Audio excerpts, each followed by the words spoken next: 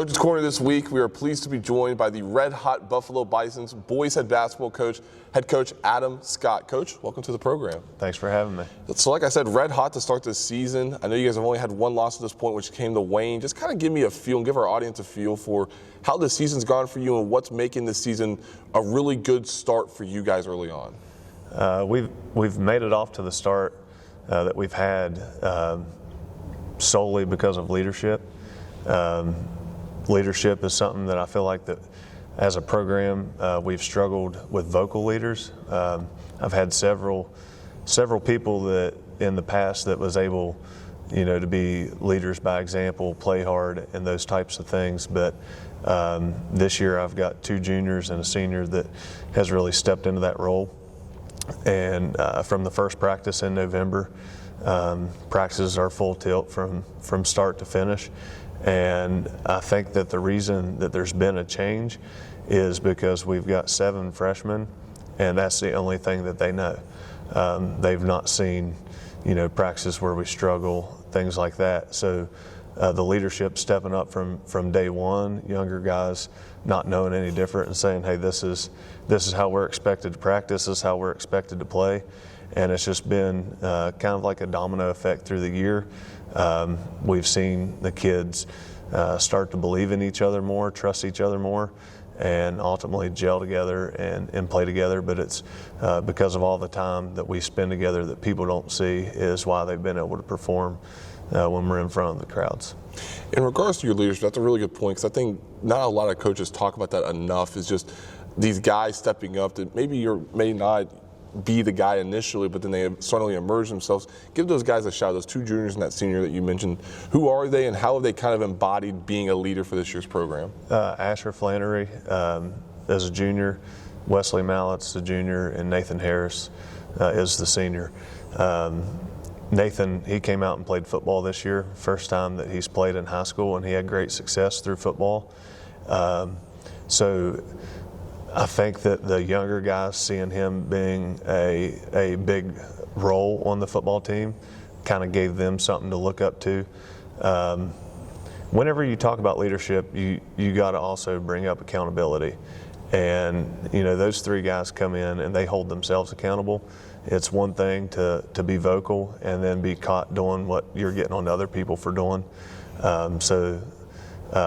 Asher and Wesley is our top 2 leading scorers, averaging just over 20 and probably around 17, the 2 of them. So whenever you got your best scorers coming in and doing the things at practice that nobody likes to do, it's easy to see that accountability, and they don't leave them any option but to follow. We'll talk more about the state tournament in bulk here in a couple of minutes, but just when you have a couple of those guys that have been to the state tournament and know what it takes to get to the state tournament, when they take on that leadership role, do you kind of see a little bit more fire from them and just the urgency of this is what we need to do to get back to Charleston?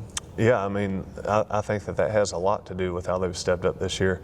They got to go in last year. Last year, we were complete underdogs. Nobody, even probably thought that we would make it out of our region,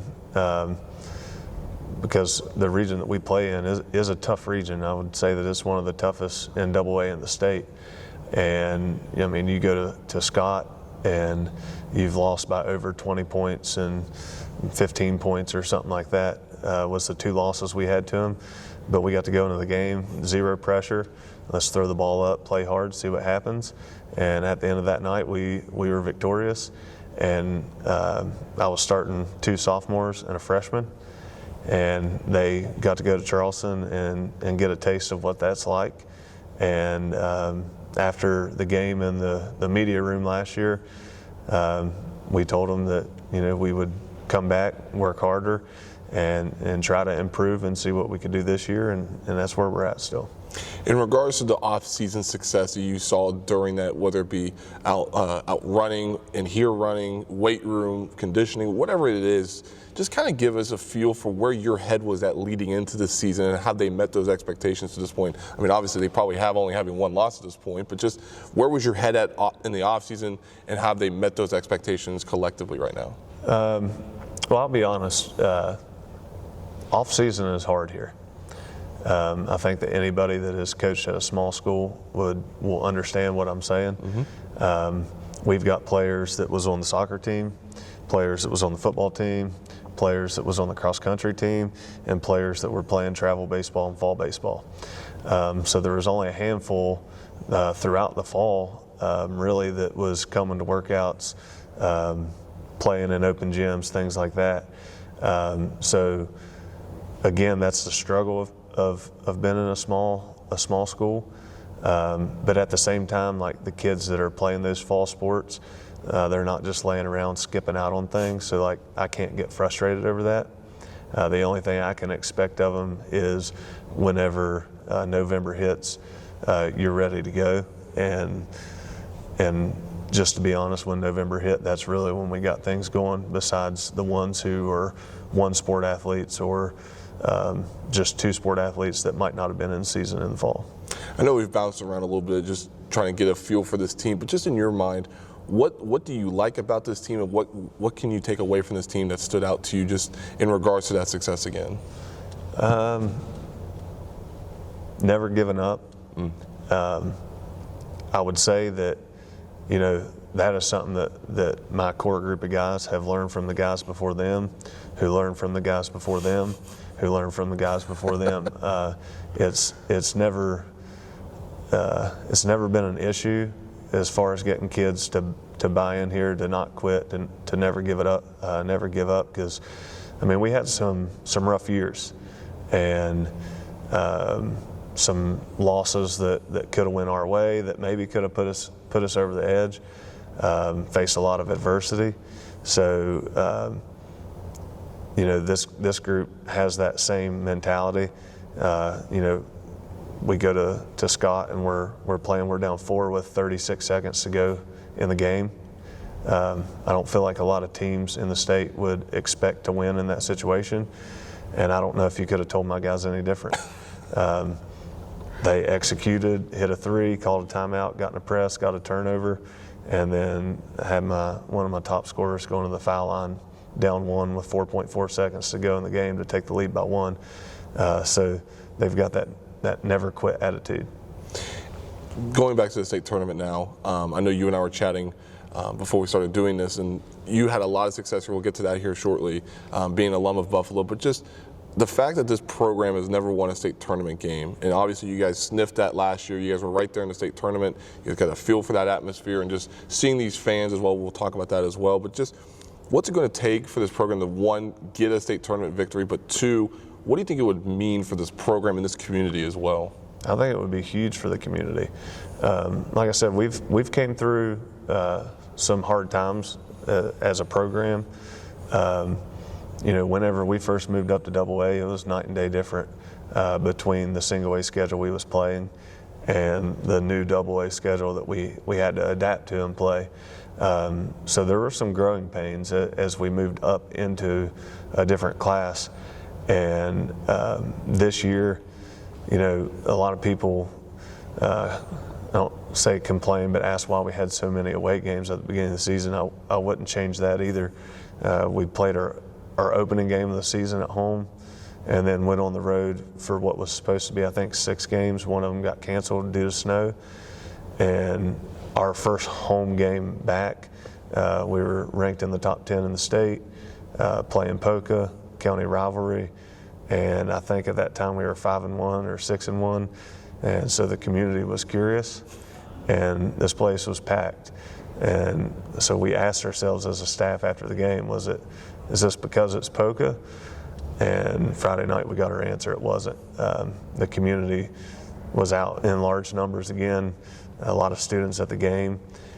So right now we've got the community behind us, and if we could make it to the state tournament this year and get a win, I think that it would be more than just a win for our program. It'd be a win for the school and the community at Buffalo.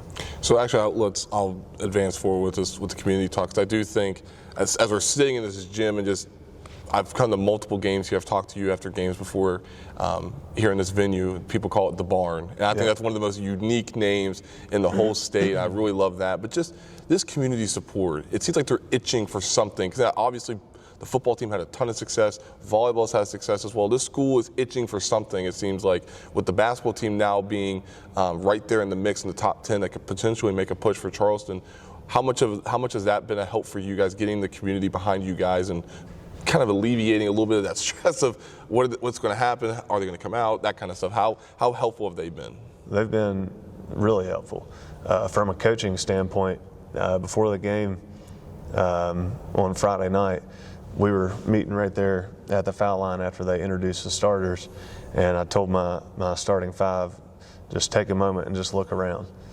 And yeah, I mean, the stands were full, the student section was pretty full, and I said, you guys have built this. You guys have established this year. Don't let it go away. And so from a coaching standpoint, it's a motivation piece that I can use because some of them have seen it the opposite whenever they were freshmen or sophomores or whatever. So now that they see the response that they're getting because of the work that they've put in, I think that it's motivation for them to keep going.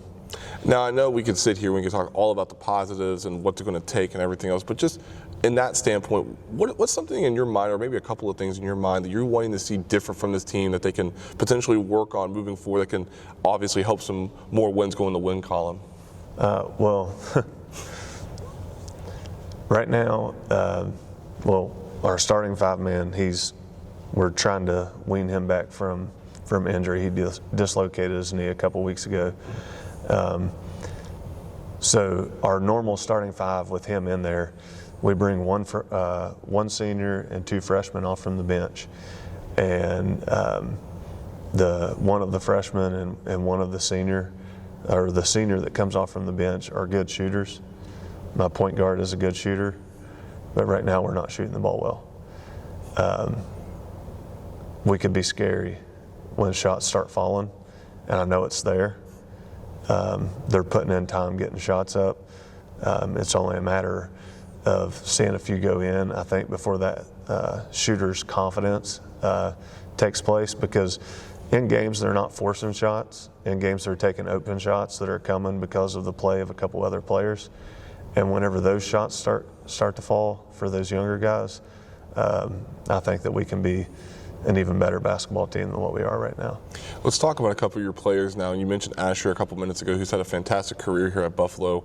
He was actually in here before we sat down and started talking, getting some shots up before practice. But just in regards to his growth, obviously still being a junior, he still has another year. But what's impressed you about his growth over these last couple of years, and maybe even this season as well? I'd say what impresses me the most about him is how much time that he puts in that people don't know about, don't see. I have to run him out after practices on most days. But what's happened is it's not just him. It started out as just him, but now gradually there's a few more players that'll stay and rebound for him, and then he'll rebound for them to take extra shots or whatever. But the church that he attends has a full-size regulation gym in it, and I'm partially certain that he does janitorial duties in the gym for access. So we'll practice for 2.5 hours, and he'll go home and eat dinner and go to the gym for 2 hours by himself, work on ball handling, work on shooting, and it hasn't failed to show up in games. Now let's go deeper into your roster. Now I know you mentioned your two leaders obviously earlier, but just open up your roster now. You mentioned the senior coming off the bench, your two freshmen coming off the bench as well, but who's someone in your mind that's continuing to grow throughout the course of this season, and you're even more optimistic about their future down the road this season? I would say probably one of my starters, Nathan Harris. He's a senior. Last year was his first year playing varsity, and he came off from the bench. He's been an excellent defender for us. He's probably 6'1", but he's long, and I think that he can really get on the nerves of an offensive guy.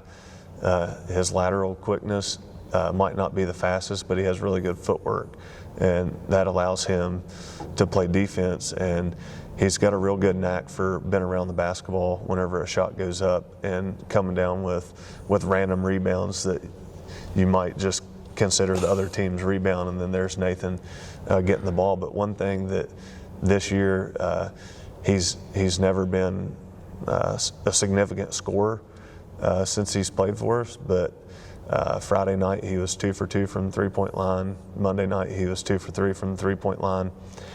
So just having that extra person that we can get confidence in shooting the ball out there.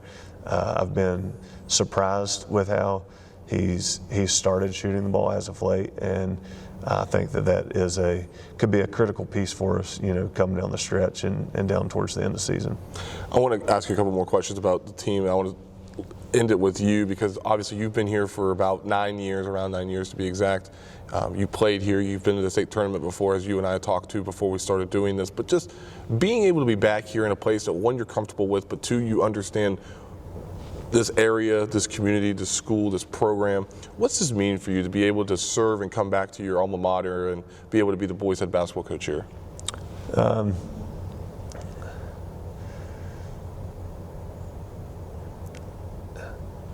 It might be hard to believe, but if it wasn't here, I don't see myself coaching anywhere else. I think that I have been highly blessed to be born and raised in the community that I was raised up in. I'm fortunate enough that literally my entire family lives in this community. I can't see myself living anywhere else. This community itself has literally all of my heart, and to be able to come back and be impactful for kids the same way that I was impacted by coaches, it means a lot to me. And I think that since I am from here, I think that the kids respond to that because they see how much this place means to me, and that trickles down to them, and I think that it makes an easier atmosphere for coaching because they understand that I'm not in it for me. I don't care what my win and loss record is. I just want to be a positive impact on their lives and try to set them up to be the most successful as possible. And I wouldn't do it anywhere else. Two more questions for you. I want to go back to yourself real quick. Obviously, again, you've been around here as a boys' head basketball coach for about 9 years now. What's the biggest thing that you've seen different about yourself as a coach, or maybe even as an individual, over these last 9 years that's really caught your eye? I think understanding how to see the game. If people ask me about success, I'm the first person to turn it over to the kids. One of my go-to responses is I didn't play in the game. But I mean, there's a lot of truth to that. But I think just maturing as a coach and understanding changes that need to be made when they need to be made, finding time early in the game to maybe switch something up for a possession or two to see if it works, so that we could have that maybe later in the game to go to if we need. So I think just the difference that I see in myself is being able to sit back in the fast pace of the game and really analyze, what's going on, what's not working, what's working, or try to throw some things in the first half in stretches to set ourselves up for later into the game. And then finally, going back to this region that you guys are in, obviously we've talked about Scott, Logan, Charleston Catholic as well. This is a really loaded field just with those three, along with you all as well. I know I'm missing a couple of other teams, like Wayne, for example, is in this region. Sissonville as well was added as well. Give me your takeaways from this region thus far. You mentioned how it's one of the toughest in Class AA, but why do you feel that way? Well, if you look at scores, anybody can beat anybody on any given night. Whenever you look at those things, I feel that come March that our region could possibly have 3 or 4 teams in the top 10 in AA. And I feel like that the top half probably of our region is very, very even. That if any of us, played a series against one another that was an even number of games, I think it could go 50-50, 2 wins and 2 wins if you were playing 4 games. Seeing how they've played against teams out of our region, they're very competitive, and I think that it's just a tough region. Well, Coach, good luck to you guys and the rest of this team moving forward. Looking forward to seeing how you guys progress again throughout the course of the season. So good luck to you guys, and hopefully we can see you guys again in Charleston. Well, we're not going to worry about that right now. We're going to take it one game at a time. I feel like that we've got a harder road to get there this year than we did last year because of pressure. Last year we had no pressure. This year there's going to be some pressure there when that time comes. But if we keep working hard over the course of the next month, then I think we can set ourselves up to have a chance. But we'll take it one game at a time for now. Absolutely. That's the boys head basketball coach of the Buffalo Bison. Be sure to check out our coverage from now until the boys state tournament ends in Charleston in March by going to our website, wvgazettemail.com. Follow us on Twitter at GazMail Sports. That's G-A-Z Mail Sports. And be sure to follow us on Facebook at HD Media Sports.